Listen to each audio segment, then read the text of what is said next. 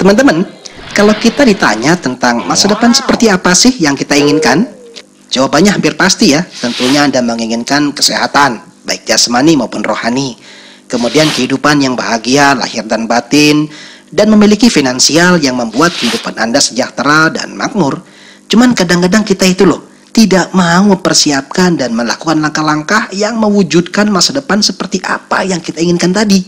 Nah, dalam sebuah buku karangan Stephen Covey, judulnya The 7 Habits Highly Effective People. Nah, di buku ini ada salah satu bagian yang membahas tentang penggunaan waktu kita. Namanya Time Management Matrix. Dia bilang bahwa sebagian besar dari kita menghabiskan waktunya untuk kegiatan-kegiatan yang penting dan mendesak. Ya, semuanya serba genting gitu, yang berada di kuadran 1. Kegiatan-kegiatan ini membuat kita tergesa-gesa dan stres akibat dari seringnya kita melakukan tindakan-tindakan yang ada di kuadran 3, yang menganggap kegiatan itu harus segera diselesaikan sekarang.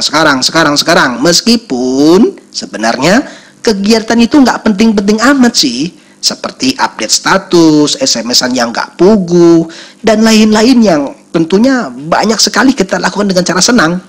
Nah, gara-gara banyak kegiatan yang dilakukan di kuadran 1 dan 3 ini, akhirnya kita sering banget stres dan mencari pelarian hiburan dengan cara banyak nonton TV, jalan-jalan yang nggak pugu, chattingan lama-lama di internet, dan ya pokoknya banyak hal deh yang kegiatannya itu buang-buang waktu, padahal kegiatan itu tidak mendesak dan tidak penting yang berada di kuadran 4. Nah, ini menarik ya teman-teman. Kata Stephen Covey, ada kegiatan yang terkelompok di kuadran 2, di mana kegiatan-kegiatan ini kalau kita lakukan dalam jangka menengah dan jangka panjang akan memberikan hasil yang luar biasa besar. Cuman sayangnya, karena sifatnya yang tidak mendesak, ya nggak urgent gitu, padahal kegiatan itu penting, maka banyak orang yang mengabaikan kegiatan di kuadran ini. Saya kasih contoh deh, misalnya gini ya, bahwa kita tahu olahraga itu penting, tapi karena sifatnya yang tidak mendesak, artinya kalau nggak olahraga hari ini kan besok nggak meninggal. Nah, atau misalnya bahwa pengembangan diri dengan cara mencari informasi dan belajar, biasanya banyak orang yang melupakan kegiatan ini dengan berbagai alasan yang kadang-kadang mengada-ngada. Ya, begitulah pokoknya. Sehingga dengan kegiatan yang tidak mendesak ini padahal penting, mereka jarang sekali melakukan perencanaan-perencanaan. Akibatnya, begitu sudah kejadian, baru deh dia masuk dalam situasi yang penting dan genting. Nah, termasuk investasi sahabatku dan perencanaan masa depan. Ini juga sering dilalaikan banyak orang. Ya, itu tadi, karena dianggap bukan hal yang mendesak. Begitu waktunya tiba, baru deh keder. Lah ngomong-ngomong sahabatku, saya punya informasi yang menarik mengenai hasil survei sebuah lembaga di Amerika Serikat tentang mereka-mereka ini loh, yang masuk usia 65 tahun. Nah, menurut hasil survei tersebut, ketika seseorang masuk dalam usia 65 tahun, ternyata 1% dari mereka itu hidup kaya raya. Ya, kemudian 4% mereka hidup mandiri secara keuangan. 5% dari mereka masih harus bekerja. Beruntung sekali ya, seusia itu masih ada perusahaan yang mau nerima dia kerja. Di Indonesia juga banyak. Ada loh yang banyak begitu pensiun, ya kemudian lamar jadi satpam. Kayaknya nggak capek-capek kerja gitu ya. Sudahlah. Lalu ada 36% dari mereka sahabatku meninggal dunia. Dan kelompok terbesar ini mewakili mereka ya, 54% yang bergantung pada orang lain. Nah, masih mending ya kalau di Amerika itu kan ada jaminan sosial, ada tunjangan dan lain-lain. Nah, kalau di sini terus gimana? Ya mungkin gara-gara faktor inilah akhirnya banyak orang tua yang mengandalkan hidupnya pada anak-anaknya. Mereka bilang, ayo nak, sekarang giliran kalian yang biayai papa. Dulu kan papa sudah sekolahin. Lah ada saja. Lalu ada lagi sahabatku, informasi lain. Ini juga menarik loh. Bahwa ternyata 9 dari 10 orang yang memasuki usia pensiun di Indonesia, sebetulnya mereka belum siap-siap amat gitu untuk pensiun. Nah, yang lebih menyedihkan lagi, 65% dari mereka ternyata tidak bisa memenuhi kebutuhan sehari-harinya ketika sudah pensiun. Menyedihkan nggak? Kenapa kok begitu? Yaitu karena mereka nggak nyiap-nyiapin sih dari jauh-jauh hari tentang kehidupan yang akan datang. Nah, teman-teman, saya punya cerita lain nih tentang pengalaman saya ya sebagai seorang konsultan bisnis dan trainer tentang investasi dan persiapan pensiun di masa depan. Ternyata cukup banyak orang-orang yang saya temui yang memasuki usia di atas 50 tahun yang bilang sama saya, Aduh Bang Hak, seandainya saya tahu hal-hal seperti ini 10-15 tahun yang lalu, wow, tentunya kehidupan saya pastinya akan lebih bagus dibandingkan dengan keadaan hari ini. Saya bilang sama mereka, maybe yes, maybe no. Ya, bisa iya, bisa juga aku nggak yakin. Mungkin kalau dia dengar 10-15 tahun yang lalu, kemudian dia mau bertindak, saya nggak yakin. Mengapa? Biasanya nih, ketika memiliki sebuah kesempatan, justru kita memiliki banyak alasan-alasan yang menunda kita untuk melakukan tindakan yang berada di kuadran 2 itu.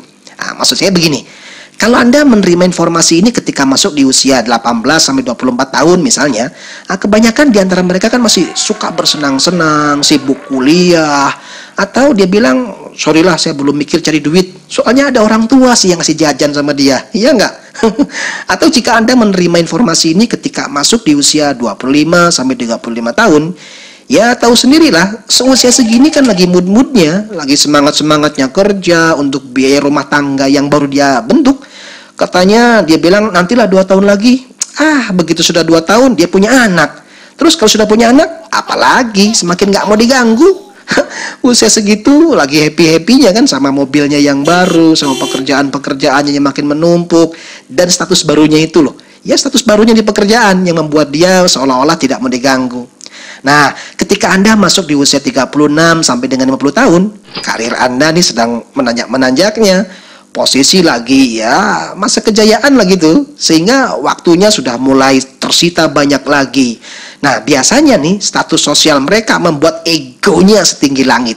Padahal secara bersamaan mereka juga sedang stres berat loh. Betul, untuk memenuhi kebutuhannya yang semakin tinggi.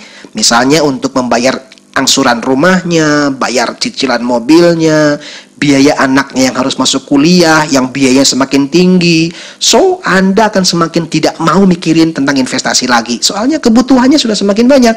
Nah, begitu masuk di atas usia 50 tahun, ya seperti Bapak saat ini, saya bilang sama dia, di mana kondisi lagi nyaman dengan berbagai keahlian beralasan, kemudian cenderung mengamankan uang pensiun yang sebentar lagi didapatkan, dan sangat suka mengatakan, ini sih untuk orang-orang muda Bang, saya mah terlalu tua untuk melakukannya. Jadi kapan mulainya? Beralasan terus, ya kan? Jadi apa kesimpulannya? Apa benar nggak ada waktu yang tepat untuk segera melakukan persiapan dan perencanaan masa depan? Ya, saya nggak setuju sih dengan pemikiran seperti itu. Soalnya saya punya banyak teman loh yang berusia 18-24 tahun, 25-35 tahun, 36-50, bahkan ada juga yang di atas 50 tahun. Mereka tetap memutuskan untuk I have to do something now. Saya harus melakukan sekarang atau saya mungkin terlambat. Nah, faktanya bahwa mereka yang berani mempersiapkan masa depannya, hari ini mereka memiliki kehidupan yang jauh lebih baik.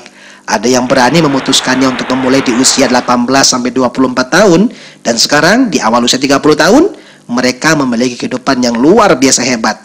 Sekali lagi, itu karena mereka memulai mendesain hidupnya saat itu juga.